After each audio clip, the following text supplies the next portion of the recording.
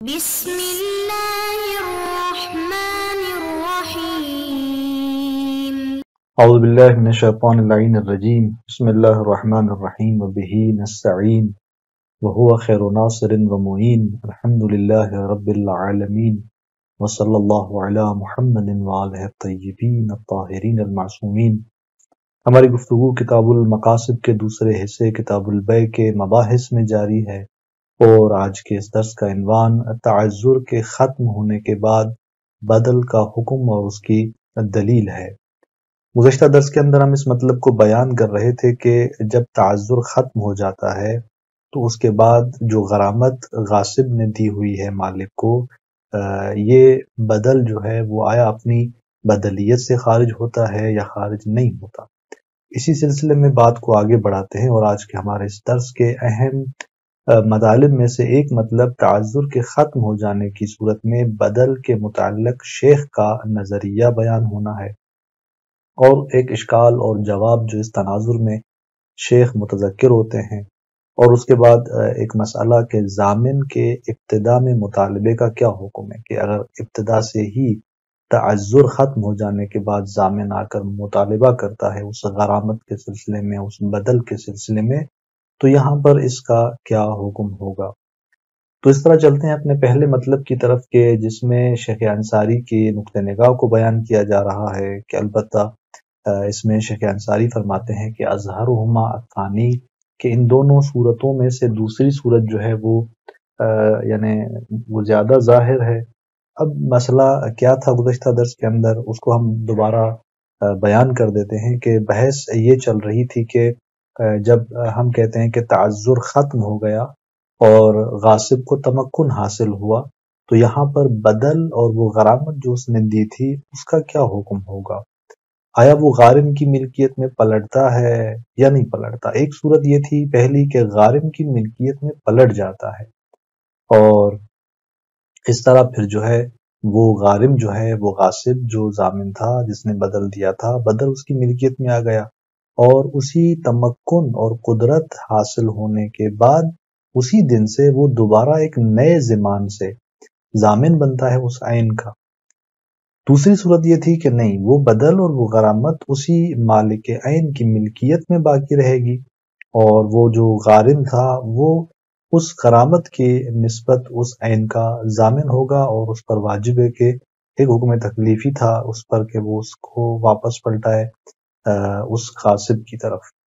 تو یہ جو دو صورتیں بیان ہوئی تھیں، شیخ انصاری اپنے نقطہ نگاہ سے فرماتے ہیں کہ اظہرہما الثانی، ان میں سے جو دوسری صورت ہے وہ زیادہ ظاہر ہے۔ کیوں؟ لاستصحاب کون العین مضمونۃ بالغرامہ، فرماتے ہیں کہ یہاں پر درواقع استصحاب قائم ہوگا کہ عین جو ہے وہ اس غرامت کی نسبت مضمون ہے۔ یہ کس نوعیت کا استصحاب ہے؟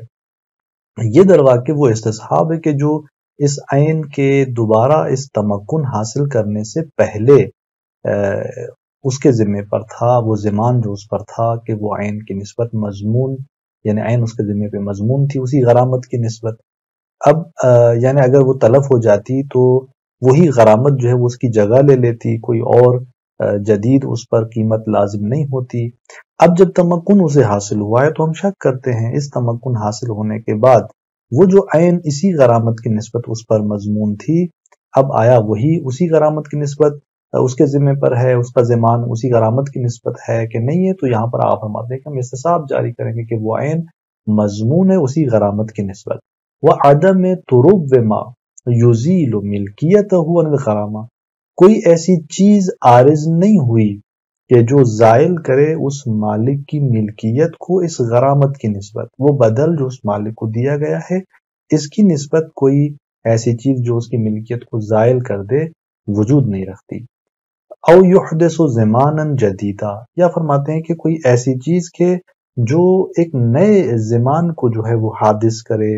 وجود میں لائے، فرماتے ہیں کہ نہیں ایسی، یعنی مثلا ہم یوں کہیں کہ وہ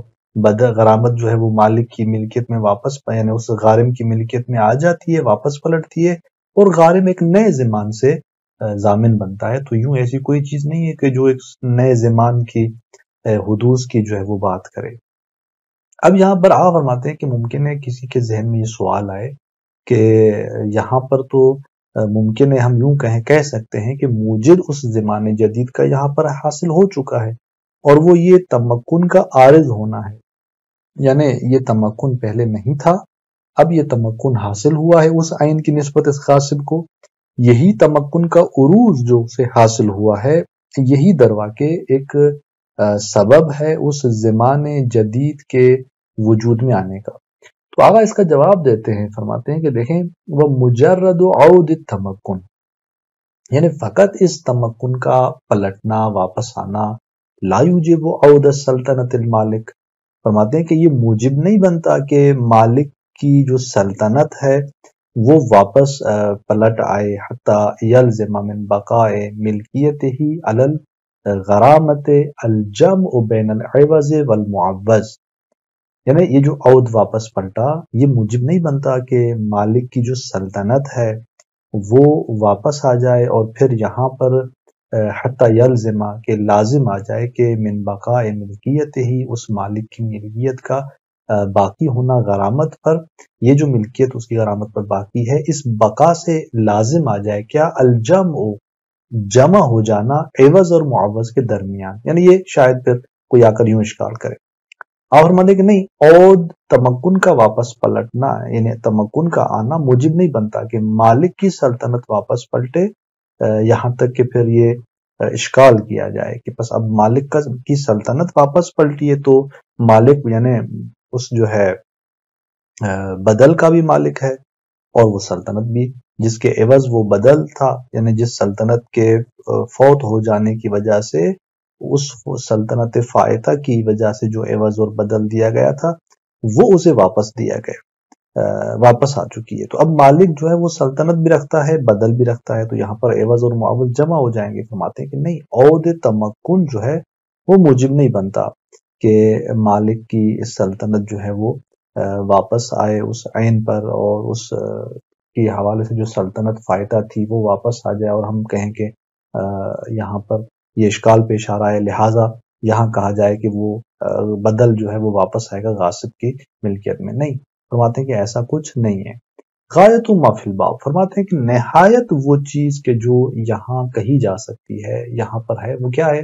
قدرت الغاصب علی اعادت السلطنت الفائتۃ المبدلۃ عنہا بالغرام ووجوب عادل، فرماتے ہیں کہ نہایتاً ایک بات جو یہاں پر ہے وہ یہ کہ غاصب یہاں قدرت پیدا کرتا ہے، کس بات پر؟ کہ وہ سلطنت کے جو فوت ہوئی تھی اسے اعادہ کرے،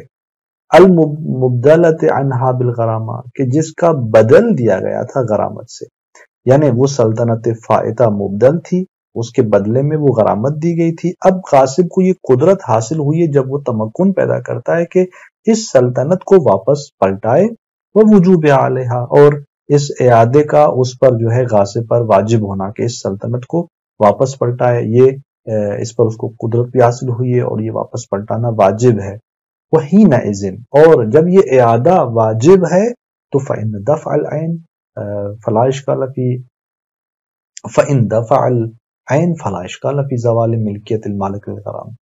کہ اگر جب یہ اعادہ واپس ہوا یا اعادہ واجب ہوا غاصب پر، تو اب اگر وہ عین دفع کرتا ہے اس مالک کو تو یہاں اشکال نہیں رہتا کہ مالک کی ملکیت غرامت کی نسبت کیا ہو جاتی ہے؟ زائل ہو جاتی ہے۔ تو بس آپ فرماتے ہیں کہ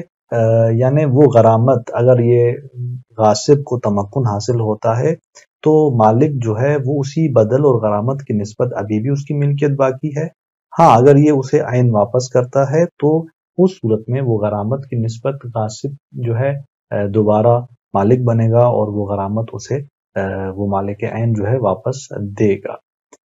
اس کے بعد آگا ایک توہم کی طرف یعنی ایک اشکال کی طرف جو ہے وہ متوجہ ہوتے ہیں اور اس اشکال کو بیان کرتے ہیں کہ وَتَوَهُّمُ أَنَّ الْمَدْفُوعَ كَانَ بَدَلًا عَنْ قَدْرِ الْفَائِتِ، ممکن ہے کوئی آ کر یعنی یوں ایک اشکال کرے کہ بھائی وہ جو بدل دیا گیا تھا وہ تو سلطنت کی وجہ سے دیا گیا تھا جو فوت ہو چکی تھی، اس کے بدلے میں تھا، وہ سلطنت تو ختم ہو گئی، واپس تو نہیں پلٹ رہی وہ،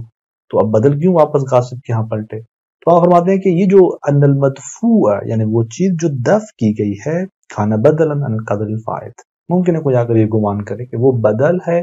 اس مقدار کا جو فوت ہوئی ہے سلطنت کی،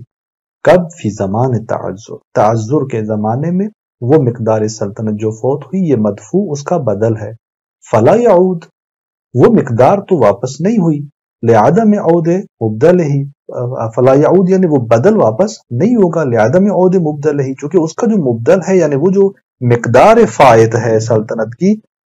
وہ واپس نہیں پلٹی، وہ تو ختم ہو گئی، وہ تو فوت ہو چکی، تو جب وہ مبدل واپس نہیں آ رہا تو یہاں بدل جو ہے وہ واپس غاصب کی طرف کیسے آ سکتا ہے؟ لہذا فلا یعود، وہ بدل نہیں پلٹے گا چونکہ مبدل نہیں پلٹا۔ آپ فرماتے ہیں کہ وَتَوَهُّمُ، یہ جو توہم کیا جا رہا ہے ضعیف فی الغایہ، یہ نہایتاً ضعیف اور کمزور ہے، بلکان بدلاً عن اصل السلطنت یرتفع بعودها، یعنی کیوں؟ فرماتے اس لیے کہ یہ بدل اس مقدار فائد کا نہیں ہے، بلکان بدلاً عن اصل السلطنت، یعنی یہ جو ہے بدل ہے کس چیز کا؟ اصل سلطنت کا، یرتفع بعودها، کہ یہ بدل مرتفع ہوگا بعودها، اس سلطنت کے واپس آنے سے، یعنی یہاں پر جب ہم نے کہا اوپر گزشتہ سلائیڈ کے اندر کہ غاصب کو قدرت حاصل ہوئی ہے سلطنت کے اعادے پر، اور بدل اور غرامت جو ہے وہ اصل سلطنت کی نسبت تھا، اب وہ سلطنت کو پلٹانا اس مالک کی نسبت عین کو پلٹاتے ہوئے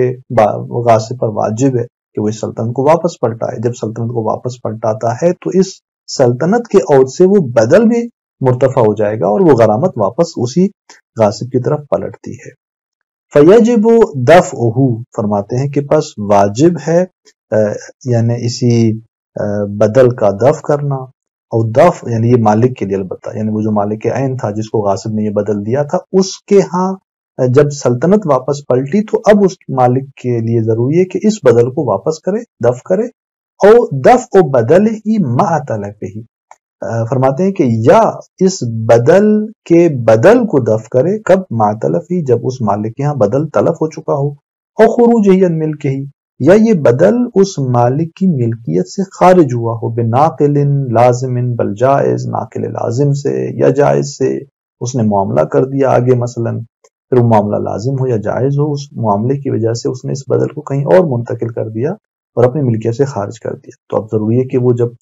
غاصب اس کو عین واپس کر رہا ہے تو کیا کرے گا؟ یہ اس کا بدل دے دے گا۔